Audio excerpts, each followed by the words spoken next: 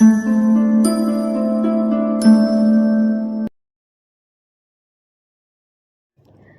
પણ વ્યક્તિ સારું કામ કરે છે તો તેનો ક્યારેય ખરાબ સમય આવતો નથી. આ સમયમાં કે આવતા સમયમાં પ્રકૃતિથી વિરુદ્ધ કાર્ય કરનાર માણસ તણાવથી પીડાય છે. આ જ તણાવ મનુષ્યના વિનાશનું કારણ બને છે. તેથી જ તણાવથી મુક્ત હોવા માટે ધર્મ અને કર્મનો માર્ગ અપનાવવો જોઈએ. શા માટે નકામી ચિંતા કરો છો? કોનાથી નકામા ડરો છો? કોણ તને મારી શકશે? આત્માનો જન્મ પણ થતો નથી અને મરતી પણ નથી. ન તો શરીર તમારું છે અને ન તો તમે શરીરના છો. આ શરીર 5 તત્વોનું બનેલું છે: અગ્નિ, પાણી, વાયુ, પૃથ્વી અને આકાશ. એક દિવસ આ શરીર આ 5 તત્વોમાં લુપ્ત થઈ જશે, પરંતુ આત્મા સ્થિર છે. આત્માને ન તો કોઈ શસ્ત્ર કાપી શકશે, ન તો અગ્નિ બાળી શકશે, ન તો પાણી ડૂબાડી શકશે, ન તો વાયુ સૂકવી શકશે. તમારું શું ગયું જો તમે રડો છો? તમે શું લાવ્યા હતા જે તમે ખોઈ નાખ્યું? તમે શું બનાવ્યું છે જે નષ્ટ થઈ ગયું? તમે કંઈ લઈને નહોતા આવ્યા અને કંઈ લઈને જવાના નથી. જે કંઈ લીધું તે અહીંથી જ લીધું છે. જે કંઈ દીધું તે અહીંથી જ દીધું છે. જે કંઈ મળ્યું તે ભગવાનથી મળ્યું છે. જે કંઈ દીધું તે ભગવાનને જ દીધું. આ વાત ઉપર વિશ્વાસ રાખો કે જે થયું તે સારું થયું, જે થઈ રહ્યું છે તે સારું થઈ રહ્યું છે, અને જે થવાનું છે તે સારું થવાનું છે. જે જતું રહ્યું છે તેનો અપસ્તાવો ન કરો અને ભવિષ્યની ચિંતા ન કરો. વર્તમાન ચાલુ છે, જેને તમે મૃત્યુ સમજો છો તે જ જીવન છે. તમે એક જ સેકન્ડમાં કરોડોના સ્વામી બની જાઓ છો અને બીજી જ સેકન્ડમાં તમે ગરીબ પણ બની જાઓ છો. તારું, મારું, મોટા, નાના, પોતાના, પારકા બધાને છોડી દો તો બધા તમારા છે અને તમે બધાના છો.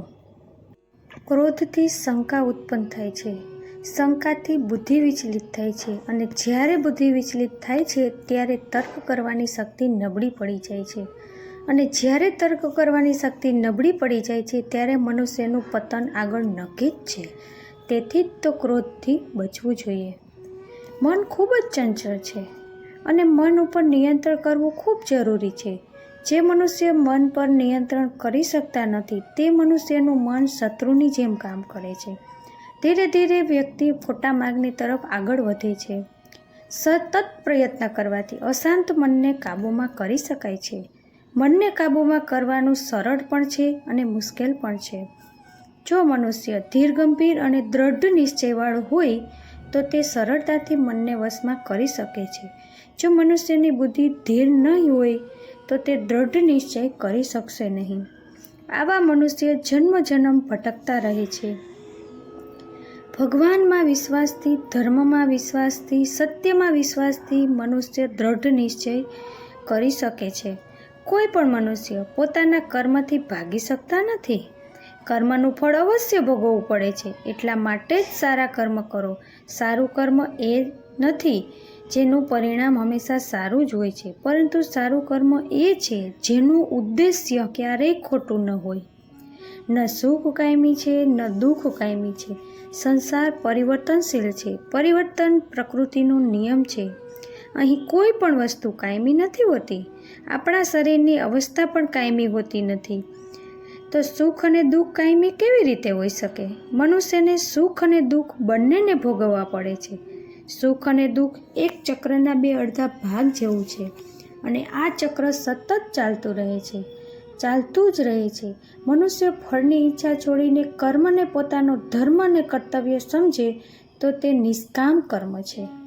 ફળ તો અવશ્ય મળશે, પણ મનુષ્ય તે ફળને ભગવાનની ઈચ્છા સમજીને સ્વીકાર કરે. જ્ઞાની પુરુષ આ યોગને અપનાવીને કર્મ યોગી બને છે. જે મનુષ્ય ફળની ઈચ્છાને ધ્યાનમાં રાખીને કર્મ કરે છે તેનું મન કર્મ અને કર્તવ્યમાં વિચલિત થઈ જાય છે. એટલા માટે જ કર્મ કરો અને ફળની આશા ન રાખો.